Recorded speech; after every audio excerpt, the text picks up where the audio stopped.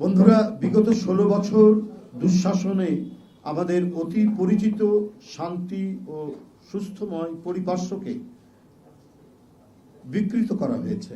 দীর্ঘদিনের বাংলাদেশের সামাজিক সংহতিকে বিনষ্ট করা হয়েছে। দুর্বৃত্তায়নের ব্যাপক প্রসার ঘটিয়ে সমাজকে পচা, গলিত, দুর্গন্ধময় করার চেষ্টা করা হয়েছে।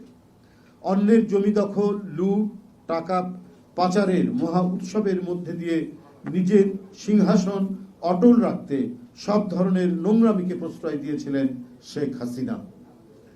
তার শাসনের সমসময়ে হত্যা, গুম, খুন, ধর্ষণ, নারী শিশু নির্যাতন, বিরোধী দলের রাজনৈতিক নেতাকর্মীদের উপর অকথ্য নির্যাতন, রাষ্ট্র সমাজের এমনই বিস্তার লাভ ঘটানো হয়েছিল যাতে সভ্য, শিষ্ট, সজ্জন মানুষের বসবাস করার বিপজ্জনক হয়ে পড়েছিল।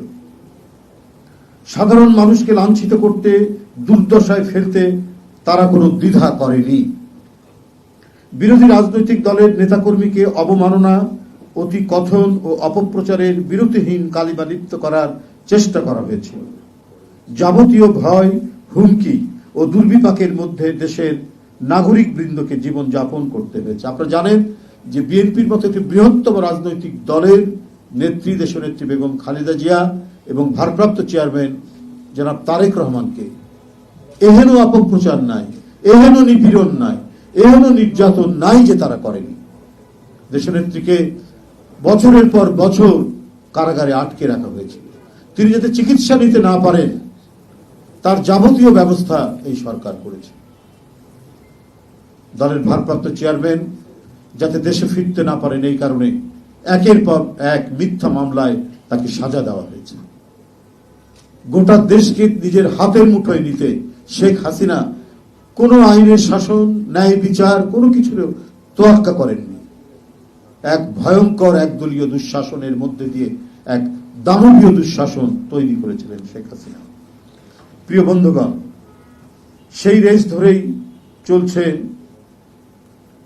চলেছে এখনো নারী শিশু নির্যাতনকারীরা যেন ওতপ্রোতে বসে আছে। সেই রেসটা এখনো সম্পূর্ণ কাটিয়ে ওঠা যায়নি। পরিবর্তিত পরিস্থিতিতে এখনো সেই সমস্ত দুষ্কৃতিকারীরা ওত পেতে বিভিন্ন জায়গায় বসে আছে। সম্প্রতি মাগুরায় বোনের শ্বশুর বাড়িতে বোনের শ্বশুর কর্তৃক 8 বছরের শিশু আসিয়াকে ধর্ষণ এবং কয়েকদিন চিকিৎসারত থেকে গতকাল তার মৃত্যুবরণ সারা জাতিকে বিমূঢ় বেদনায় বেদনার্ত করেছে। এই মর্মান্তিক ঘটনায় সারা জাতির চোখ অশ্রু সজল। দীর্ঘ দুঃশাসনের মানবিকতা, নৈতিকতা, ন্যায্যতা, ন্যায় বিচার অদৃশ্য করেছিলেন শেখ হাসিনা।